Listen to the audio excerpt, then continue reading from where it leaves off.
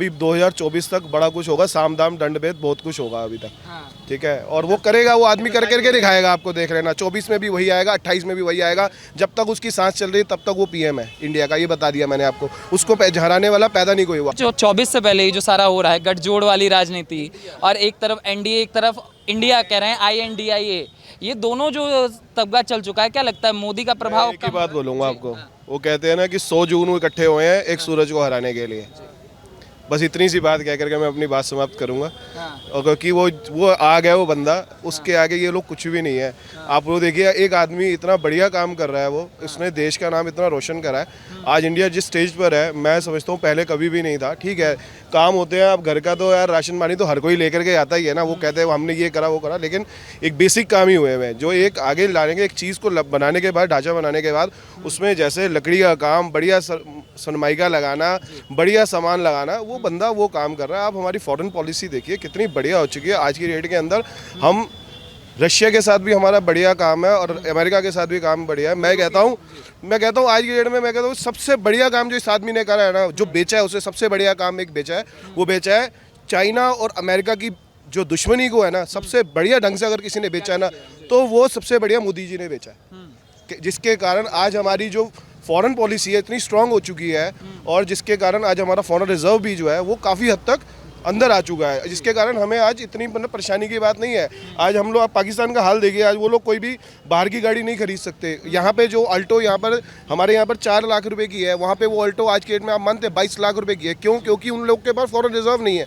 Foreign reserve ना होने के कारण देश ने ज़्यादा से ज़्यादा वहाँ पर टैक्स लगा रखे हैं। वो लोग उनको मना कर रहे हैं कि आप बाहर की गाड़ी ना खरीदिए, अंदर की गाड़ी उनके पास कोई है नहीं, तो इसीलिए कारण वहाँ पे महंगाई बढ़ती चली जा रही है। आज यहाँ पर आप जो थार यहाँ पर आप 18 लाख रुपए की ले रहे हो, वो लोग वहाँ पर तकरीबन 1 करोड़ रुपए के आसपास की गाड़ी है उनकी। वो सोच भी नहीं सकते इस चीज़ को। जो लोग वहाँ से जो भाग भाग के यहाँ पे आ रहे हैं, वो जो सीमाएँ वहाँ से जो भाग करके आजकल दिल्ली के अंदर आ रही हैं ना, देश के अंदर आ रही हैं, वो इसीलिए आ रही हैं। वो 4 बच्चे साथ लाई है जो अपने, उसको पता है वहाँ पर मर जाएंगे, कट जाएंगे, वहाँ कुछ नहीं है, यहाँ पे बहुत कुछ है। इसीलिए ये बहुत बढ़िया हो रहा है, ऐसी कोई बात नहीं है। आप अगर देखो काम करने वाला आदमी होगा ना, उसके लिए यहाँ पर सब कुछ है। जो बैठ करके खाने वाला है ना, जो सोच रहे हैं यार मेरे को बैठे बैठाए ये भी मिल जाए वो भी मिल जाए, उसके लिए कुछ भी नहीं है। चाहे मैं हूँ, चाहे हिंदू है, चाहे मुसलमान है, चाहे सिख हो, सभी इसी देश के ही हैं। मैं ये नहीं कहता क्या मुसलमान कम है आज की डेट में। मैं कहता हूँ जितना पैसा मुसलमान कमा रहा है हिंदुस्तान के अंदर, मैं कहता हूँ कोई नहीं कमा रहा। आज उसका बच्चा उसका इतना टैलेंटेड है। आज हम मार्केट्स के अंदर है, मेरे ख्याल से हर चीज के अंदर मुसलमान आदमी आ गए हैं यार। कहाँ कमी है उसको? मैं कहता हूँ वो पढ़ाते नहीं अपने बच्चे को उतना, लेकिन भाई साहब वो 12वीं तक अपने बच्चे को MBA के लेवल के बंदे तक कमाना सिखा देते हैं जी। मगर एक बात बताइए, ये जो आप कह रहे हैं विपक्ष जो मुद्दा बना रहा है, जैसे महंगाई, बेरोजगारी, ये मुद्दा कह रहे हैं 24 में बहुत बड़ा मुद्दा बनेगा और सब विपक्षी पार्टी की तरफ चले जाएंगे यार, इंडिया की तरफ, INDIA। देखो INDIA तो पहली बात तो INDIA नाम हो सकता है, आप अलग अलग करके इसको बोल सकते हो, लेकिन इंडिया नहीं बोल सकते इसको आप। ठीक है, ये सब आ जाए। आप मैं बता देता हूँ, NDA अभी पूरा इकट्ठा हुआ नहीं है, अभी NDA इकट्ठा होगा। अभी 2024 तक बड़ा कुछ होगा, साम दाम दंड भेद बहुत कुछ होगा अभी तक। ठीक है, और वो करेगा, वो आदमी कर करके दिखाएगा आपको, देख लेना। 24 में भी वही आएगा, 28 में भी वही आएगा। जब तक उसकी सांस चल रही है तब तक वो पीएम है इंडिया का, ये बता दिया मैंने आपको। उसको हराने वाला पैदा नहीं कोई हुआ। मैं कहता हूँ इंडिया की तरफ से वो कौन है? आप जो इंडिया की तरफ से है उम्मीदवार कौन है बताइए आप मेरे को, एक बंदा बताइए। वो तो खुद कह रहा है मैं उम्मीदवार हूँ। कौन है उम्मीदवार उधर से? कौन है? वो आ जाएगा, जिस दिन आ जाएगा ना, वो नीतीश कहेगा मैं बनूंगा, ममता कहेगी मैं बनूंगा, केजरीवाल जो यहाँ पर बैठा वो कहेगा मैं बनूंगा। बताओ, हो गई लड़ाई। वो कह रहा है कि मैं बनाऊंगा, वो कह रहा है तू, वो कहेगा तू बना तो चल मैं यहाँ से सरकार गिरा दूंगा, वहां से कह रहा मैं सरकार गिरा दूंगा। ये कहता है गिरा करके दिखाओ। पूर्ण बहुमत के साथ आता है, कई फैसले लिए, राम मंदिर बनाया, ठीक है, फैसला हिंदू मुसलमान जो भी लड़ाई थी खत्म करी ना यार, साइड हुई ना। आज साइड हो गई ना वो लड़ाई। रोजगार, उनके भी पैसे बचे, इनके भी पैसे बचे। जो रोज ने जा करके जो लोग इस चीज के ऊपर रोटियां सेक रहे थे ना, उनका काम खत्म हो गया। तो यही तो है कि मोदी से डरे। बोल्ड डिसीजंस हैं उस आदमी के, ऐसी कोई बात नहीं है। आज आप मेरे ख्याल से आज स्टॉक मार्केट देख लो, इतना बूम स्टॉक मार्केट के अंदर कभी भी नहीं आया। निफ्टी, सेंसेक्स कभी इतना ऊपर आज तक कभी भी नहीं गया।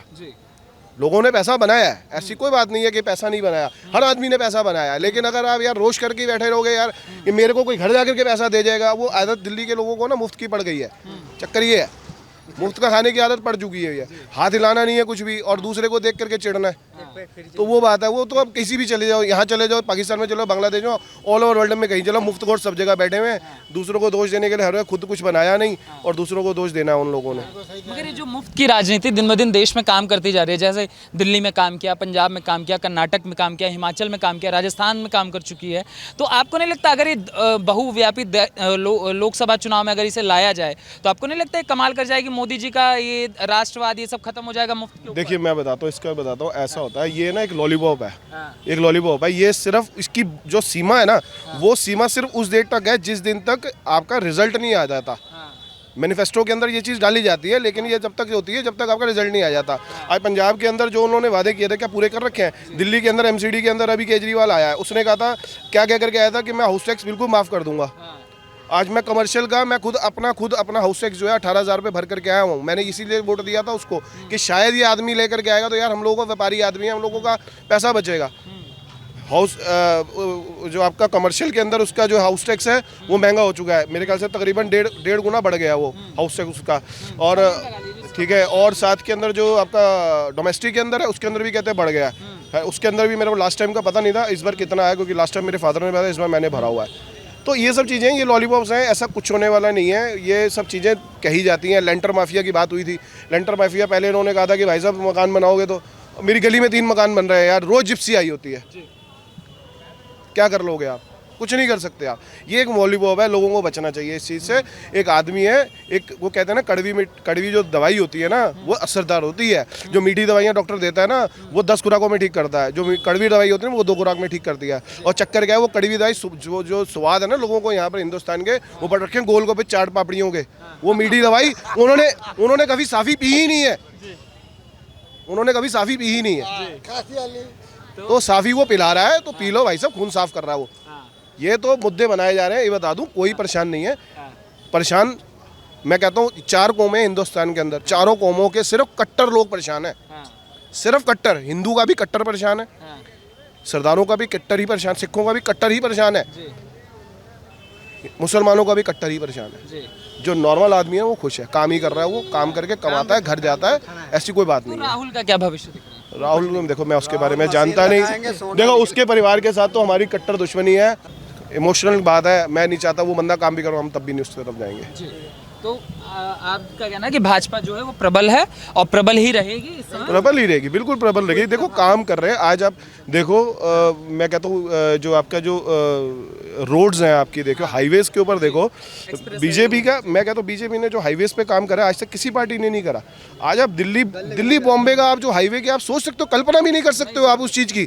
तकरीबन आपको मैं बता दूं कि जयपुर से लेकर के गुजरात और गुजरात के बीच में काफ़ी हद तक जो रास्ता है आपका तकरीबन पूरा हो चुका है। आज आप फ्लाइट से जो पैसा खर्च कर रहे हो 1200 किलोमीटर के अंदर, आप अपनी गाड़ी पे अपने बच्चों को पूरा हिंदुस्तान घुमाओ ना, एक रोड दिखाओ ना। क्यों जा रहे हो ऊपर से? आप रोड दिखाओ ना अपने बच्चों को, रास्ता दिखाओ यार, क्या है हिंदुस्तान के अंदर, क्या क्या कुछ है। हिंदुस्तान की जनता है, चाहे मुस्लिम हो, सिख हो, ईसाई हो, सबका एक मन है, मोदी जी को लाओ और देश को आगे पहुंचाओ। जैसे विदेशों में हमारा नाम हो रहा है ना, वैसे देश का डंका बजना चाहिए। विश्व गुरु बनने के कगार पे हमारा हिंदुस्तान बनने वाला है, उसके लिए मोदी जी को आना बहुत जरूरी है। ठीक है नहीं? गोदी मीडिया जो कहा जाता है ना जी, इसके लिए तो आप लोगों को भी आवाज उठानी चाहिए कि हम लोगों को क्यों बदनाम किया जाता है। आप लोगों को आवाज उठानी चाहिए। आपने किसी को सिखाया थोड़ी यहाँ पे क्या बोलना क्या नहीं बोलना है। कोई दिक्कत नहीं। जिसको जो अच्छा लगे वो बोलेगा। कोई मोदी के खिलाफ बोलेगा, कोई मोदी ने उसके साथ अच्छा किया वो बोलेगा नहीं। अरे कई बार सवाल चुप जाता है, जिसको जो अच्छा लगे, जो अच्छा लगे वो बोलना चाहिए। मोदी मीडिया बोल के सुख मिल रहा है। तुम यहाँ पे आप कम से कम 50 लोगों से इंटरव्यू लिए हैं, किसी एक बंदे ने भी कहा कि राहुल गांधी आना चाहिए? किसी ने बोला ना, किसी ने कहा कि केजरीवाल को आना चाहिए। हर कोई चाहता है, चाहे वो अमीर आदमी हो, चाहे वो गरीब आदमी हो, कैसा भी इंसान हो, वो सब यही चाहता है कि हमारे देश का नाम रोशन होना चाहिए। जिस घर का मुखिया अच्छा होगा ना भाई साहब, वो घर बहुत अच्छे तरीके से चलेगा। जिस घर का मुखिया ही डुप्लीकेट होगा वो घर नहीं चलेगा।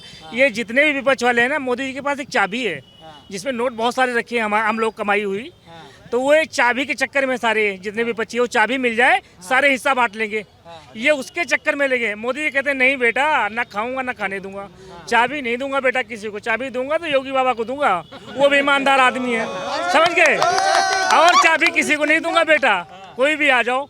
और ये हमारी जनता भी कह रही है, चाबी सिर्फ मोदी जी के पास रहेगी, उसके बाद योगी बाबा के अंदर चाबी आएगी और किसी के पास चाबी नहीं जाने वाली भाई साहब। क्यों? चाबी में 140 करोड़ जनता का पैसा रखा हुआ है जिससे देश हमारा चल रहा है। ठीक है ना? वो चाबी के चक्कर में सारे लगे हुए हैं। कि चाबी मिल जाए, राहुल भाई तुम इतना बांट लेना, ममता दीदी तुम इतना बांट लेना, केजरीवाल भैया तुम इतना ले लेना और नीतीश चच्चू इतना ले लेना। ये सारी इस चक्कर में लगे हुए हैं।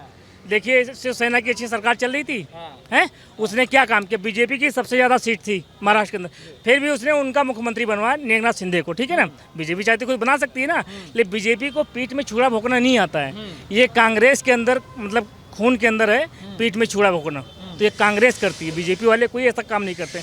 अगर इस देश के राजा हैं भैया, अगर मैं ये भैया राजा हैं बहू जी, तो इनके पास कोई भी नौकर काम करने जाएगा तो कहेगा आओ हमारे पास। मोदी जी के पास ये चीज़ें हैं, जैसे कहते हैं मोदी जी के 36 पार्टियां हैं, तो मोदी जी ने किसी को बुलाया नहीं है। जिसको अच्छा लगा, हाँ भाई आओ हम आपका स्वागत करते हैं। तो ये मोदी जी काम करते हैं। कांग्रेस वाले क्या काम करते हैं? इसको तोड़ दो, उसको तोड़ दो, ये कर दो, वो। मोदी जी काम नहीं करते। कोई टूट के आता है तो मोदी जी इसको एक्सेप्ट करते हैं, आ जाओ भाई। अभी तो बेंगलोर की बैठक देखिए, महाराष्ट्र की होगी तो फर थर कांपने लगे। भाई साहब वो नहीं काम है, विपक्ष कांप रहा। विपक्ष के पास मुद्दा क्या है ये बताओ? सिर्फ महंगाई के लिए क्या हल्ला मचा रही है? महंगाई कहाँ है भाई साहब? महंगाई कहाँ है ये बताओ मेरे को? महंगाई किस चीज़ की है? ये भाई साहब की दुकानदारी चल रही है, पहले 10,000 पाते थे, आज 15,000 पा रहे हैं। भाई साहब पहले 10,000 रुपये काम करते, आज 20,000 कोई पा रहा है, कोई 40,000 पा रहा है। तो महंगाई कहाँ से हो गई? देखिए बाढ़ आई, एक मिनट रुकिए, एक जैसे बाढ़ आई है, एक मिनट, जैसे बाढ़ आई है, अभी विपत्ता आई है। ये जमुना जी के अंदर सारी सब्जियां होती थी, अब बाढ़ आई तो सारी सब्जियां बह गई भाई साहब। जब सब्जी नहीं हो रही है तो थोड़ी सी महंगी तो होगी भाई साहब। जब पैदा ही नहीं हुई है तो महंगी तो होगी। मोदी जी थोड़ी सब्जी बनाने जाएंगे। उसी अजीत पवार को चोर बताए, फिर उनके पास आ गए तो साहूकार कैसे हो गया? ये भी तो कहने वाली बात है, ये भी तो कहने वाली बात है। तो आप ये बताइए, जो वॉशिंग मशीन वाली जो बात अभी कही दादा ने, ये जो गठबंधन वाला जो राजनीति हुई है, जो अभी जो INDIA इंडिया जो बना है, क्या इसका भविष्य क्या लग रहा था? कितना प्रभाव डालेगा ये? अब भविष्य तो जनता बताएगी, जो तो जनता वोट है, पड़ेगी नेता की तरह वो अलग बोली बताएगी नेता में। लेकिन जो भाई साहब ने कहा कि जो आना चाह रहा है, हम खुद ही उसको कह रहे हैं। अभी कोई भी भाई साहब दुकानदार हैं, किसी को कोई चोर बता देगा, अपनी दुकान से दूसरा निकाल देगा चोर है वो अपनी दुकान में नहीं रखेगा उसको, अगर वो चोर है तो। और चोर, अरे एक बात बताइए, जब तक वो एनसीपी में थे तब तक वो ईमानदार थे, जैसे एनसीपी से निकले वो चोर हो गए। नहीं वो ठीक है, लेकिन हम ही चोर कह के और फिर हम उनको रख रहे थे, हमारी गलती है ना। हमने आरोप हमने लगाया है। अरे तो राजनीति है दादा, राजनीति, राज के लिए किए गई नीति। ये कोई ये राजनीति में कोई चीज सही गलत है ही नहीं। फिर ये बोलो ना कि राजनीति में ये जो हुआ है सीधी बात, फिर सही। जंग और मोहब्बत और राजनीति में सब कुछ जायज है। और जो ये अजीत पवार की, सुनिए, नहीं आप अजीत पवार जी की बात कर रहे हो। अजीत पवार जी ने सारे सही हो गए, सारे गलत हो गए, फिर इस हिसाब से सारे सही है, सारे गलत है। जो मुख्य जो चर्चा है, ये जो इंडिया वाला गठबंधन बना हुआ है, इसका क्या दिख रहा है अभी? ये जो बड़े बड़े नेता आज इकट्ठे हुए हैं, कहा जा रहा है कि मोदी की अब हवा खत्म हो जाएगी, अब तो गांधी की आंधी आएगी। ये जनता तय करेगी, किसी के कहने से किसी के कहने से नहीं हो जाएगा। ये जनता तय करेगी जब वोट पड़ेगा। आप क्या कह रहे हैं? हमने तब आपको गठबंधन में दम लग रहा है? आपको लग रहा है दम? मैं क्या कह रहा हूँ, वो जनता बताएगी दम। आप क्या है? जब इसी में इसको डर लग रहा है, इसलिए डर लग रहा है। अगर गलती से अगर गठबंधन जीत गया तो कहेंगे वाह वाह, और मोदी जी जीतेंगे, इसलिए मोदी जी का नाम नहीं, मोदी जी 100% जीतेंगे।